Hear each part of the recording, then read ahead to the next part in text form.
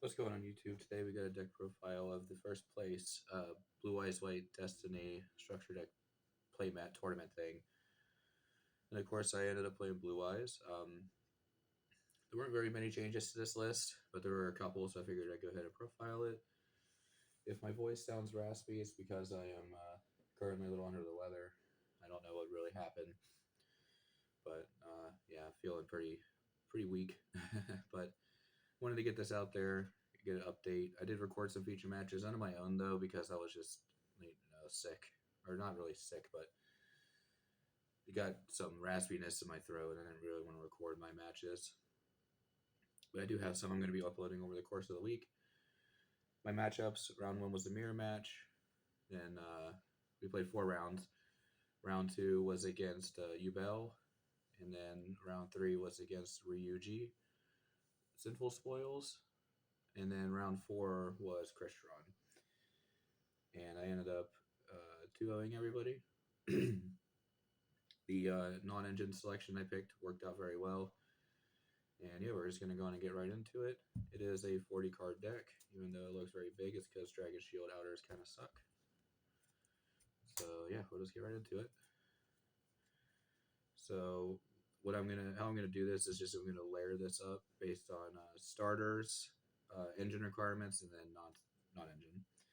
So there's 3 maiden, 3 stage. These are like non-negotiable 3-ofs at this point. Everybody should know how these work. 3 wishes. These are all your true 1-card starters that end with full board through no interaction or some interaction. And then the next cards are the 1-card starters that can end on the half board, which is just seals with the blue eyes. So these are your starters. I would consider these like the premium starters, and then the Primite cards being they're there, and they're also starters that let you play. They let you get to your engine, but they don't really like facilitate full combo. And then I played 1 pot of Prosperity. There's a lot of like fodder in the extra deck you could pitch, and I wanted like an extra starter.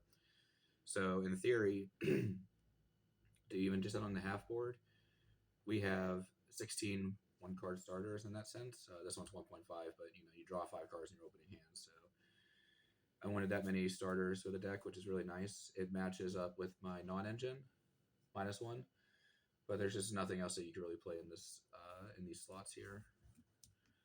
So yeah, that's the starters / main engine. There was no debate on playing something like another level 1 light tuner like the Ancients or White Stone Legend or any of those. They just contributed to bricks, and while Magnamut being able to search those to like have a level 1 tuner to get you into synchro plays was definitely the main consideration for it. In testing online, it just never really came up. I would rather just keep summoning big vanillas over and over and then search for an egg, or take, because the risk of drawing the egg is so rough. For the engine requirements, these are the cards that we have to play. That aren't like, other than blue eyes, aren't really like bad bricks, but we don't want to draw them. So 2 blue eyes, you got to play 2. Even if there weren't very many Bystials, you'd have to play 2 just for the combos. So this is going to be an interesting discussion as I played 2 roar. I found myself a lot of times in the mid game like wanting to use wishes to search, but couldn't because I already have had access to this one, or I drew the trap. And the 2 roar worked really well. It helps you play in the Bystials as well, since it gets out from banishment, which is really important.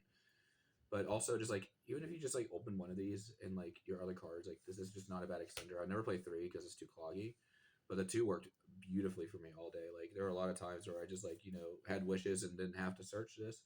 I got to search the trap, so that would relieve a lot of pressure off the True Light not being able to search the trap if I needed wishes. So 2 was great all day. It's just extension and everything. And the fusion effect did come up exactly once, and it was really cool to be able to fuse, but it's not something that always comes up. But it is a benefit to playing multiple. Mausoleum, Drill Beam. Drill Beam's busted, just absolutely busted. The one Majesty, this card is also busted, especially with Tyrant Dragon, just resetting it every turn for a pop 2 every turn. It's kind of gross. And then True Light. Yeah, True Light's busted. You know, all these cards are like really busted. Honestly, it's just like they were tied to the Blue Eyes archetype, which made them bad. But now that we have so much consistency, these cards like they really get to shine on how good they are. So, and then the non-engine. So there's quite a bit here. There's 17 non-engine. We got 3 Ash, 3 Nib, 3 Valor, 3 Imperm, and then 2 Dominus Purge, and then 2 Bestial. So I decided to go with the Dominus Purges at 2 because it's not very good compared to Ash Blossom, and I wanted to play the Pot of Prosperity is eventually what it got cut for. Having the extra engine piece helped a lot more than having Purge. Plus, like once you draw one, if you can like get into the Tyrant Dragon loop, you can just keep resetting it if it's a matchup that is appropriate to reset it over and over again. But honestly, I just never really found myself like in a situation in hand, online or in person, where I was like, this hand, like this board would have been broken or easier to interact with if I had just had Purge for them. And more importantly, Purge will never work going first into the Charmies because they'll never have a card on the field. So like Purge was just really weak in that sense. Didn't really help with that. But these 12, the Ash, Imperm, Nib, and Valor, I feel like are just mandatory. Valor is extra sweet in this deck because you have so many ways to search it if you've already got all your engines set up. And then the 2 Bestials, they do conflict with Purge, but realistically, you'll never draw them in the order that matters like that. Or you can like hold the Purge for like you have the Bestial for their card, like their Requiem or their Engraver, depending how they're playing. And then you have Purge for the Fiendsmith or the Rizio part. So it felt like these two never conflicted. Plus, like Seal summoning this, adding this is insane, or adding Barrel Dragon is insane. So I definitely wanted to play Magnum. The Druid Swarm was just kind of there as like a search target if I didn't need access to Barrel, just to get me something.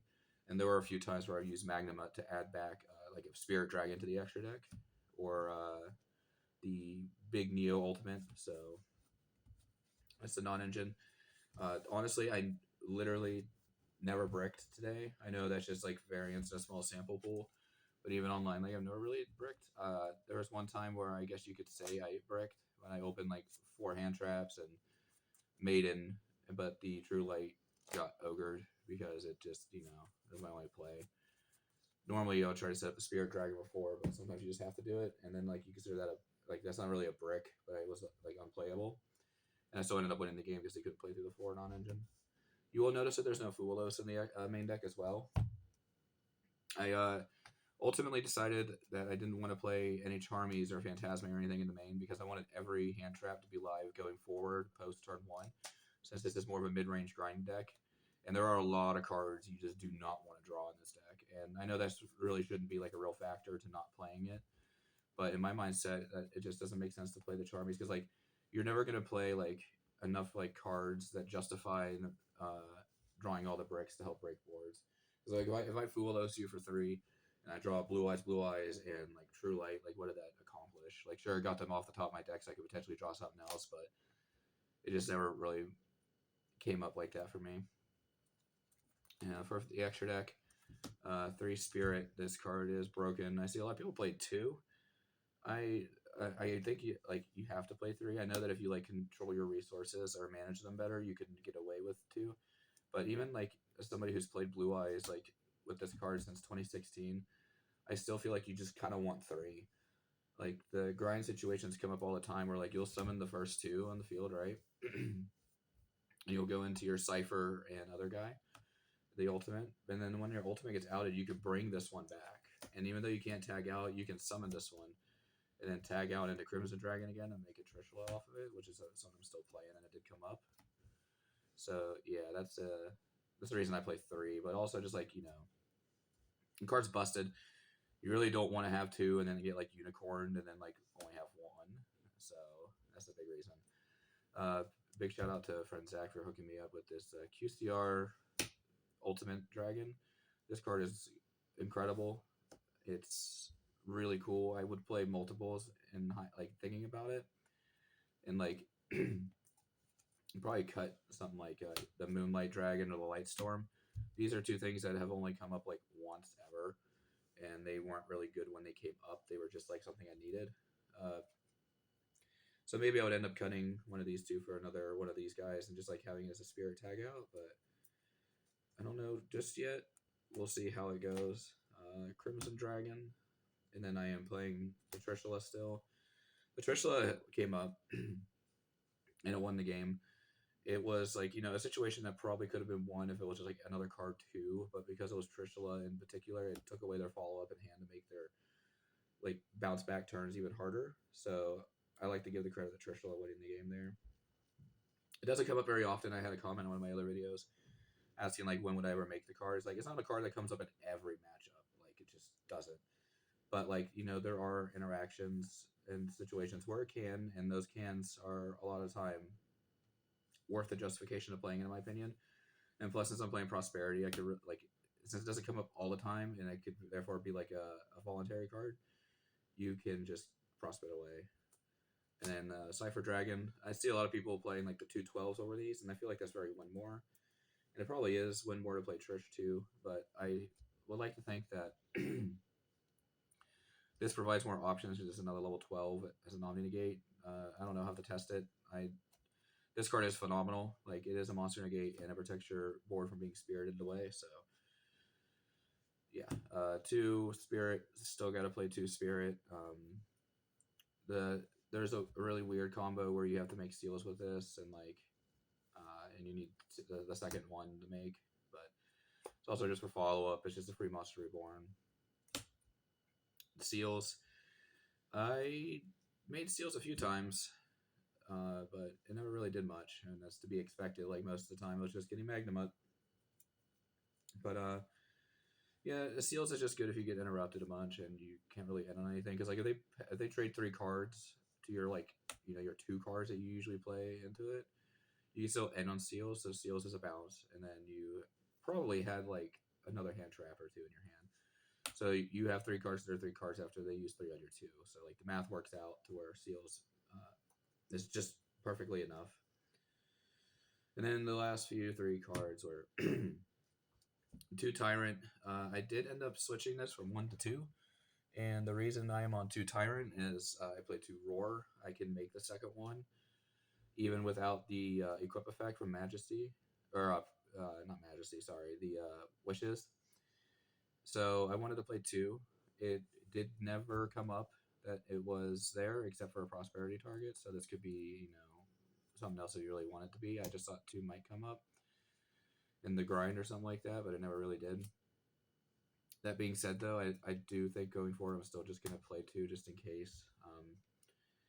And then the last card was the Neo. Like I said in my last video, this never really came up. And what I meant to that was like I would banish the card to like place this onto the Blue Eyes Horse Synchro, and like what I meant by like it never came up is like it doesn't really like matter that they can't target. It came up exactly one time yesterday too, where like they try to target it and I banished this, or maybe twice actually. I forgot about my Crush Draw matchup. They're using Infinity trying to take. But yeah, that's what I meant by like the card never came up. Like it was always in my grave. It's just sometimes like it's just there, and I guess like the threat of it being there is more than enough because people won't target it after that. So I guess in that case, it did always come up then. And that's it for the extra. I definitely, like I said, think you just need to play the 3 Spirit Dragons. Like I see, like everything else in the extra deck, I feel like you can make arguments for or against. But I definitely just feel like you just have to play 3 Spirits. If you're playing this deck, play 3 Spirit. And then finally, my side deck. I got 3 Lancia. Lancia is busted, unfortunate part of the meta game that we have to play it. 3 Droll, also busted Lingering Floodgate. Hate that we have to play it. My locals is much more like Ryziel and like Wombo combo centric, so like these cards like Droll always come up. There are a few Malice players, but I'm one of them and I can't play against myself, so Lancia is a little worse. Otherwise I'd probably play Chaos Hunter. 3 Phantasme.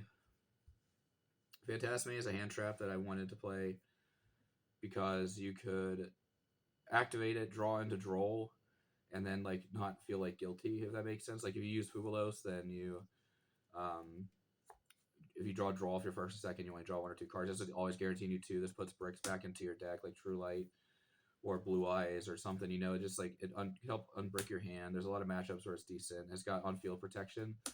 But most importantly, the reason I played it is because I left my Fubulos on my desk at home, so I had no other option but to play them. But otherwise, all those other reasons do make sense. It just didn't matter. 3 Metaltronus. This is really cool against Ryzeal because you can use Metaltronus on Detonator if they don't have the Duo Drive out. And you can Metaltronus on Blue Eyes White Dragon as an example because it's a 3,000 attack light monster. So that's cool. But there are also just other matchups that you can like sneak it specifically for the mirror match. I do really like this idea of playing Metaltronus. We'll see how it goes going forward, but the interaction there with like getting a free, extender was really sweet. It negates the Detonator for turn, which is a really hard card to deal with in this deck. So this basically just turned into imperms like 4 through 6. Well, this one was an extender. So, and then finally 2 triple tactics, and then a skill drain. So this was my going first package. I would always, if I was going first, if I lost a die roll, or not die roll, if I lost game 1, never happened. I always won game 1. I think I 2-out everybody.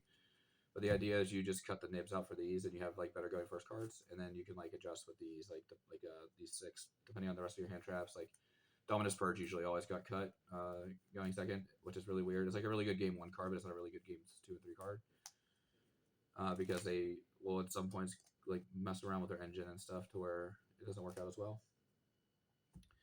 But this was my going first set. The skill drain, we could completely play under it because Sphere Dragon can also just summon big idiots under it since it attributes the cost. But also skill drain, like with the Blue Eyes, is a combination as old as time itself since Dark Crisis when skill drain came out. And then Talents gives you just extra protection against hand traps and other cards. Like it was just, I wanted 3 cards to clean cut that would allow me to play no matter what, and these were it. Skill drain didn't let me play, but you know what I mean. It's like it's just a card that you could set, and then like your opponent passes, and if you have vanilla on the field, and then all of a sudden all their effects are gone, like what are they really doing? So that's it for the deck. It was a lot of fun playing. I really enjoyed this deck. I was very excited for it to come out. I will probably be playing this as my main deck for a while. I still have an idea to do a $30 budget version of the deck that I will get around to recording when I get less sick.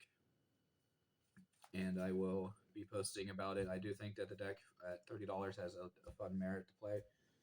But I also don't really want to do the $30 version. What I'm probably going to do is I want answers in the comments below. Like, what do you guys think is a good budget to like for a new player? Like, sleeve and deck box is included.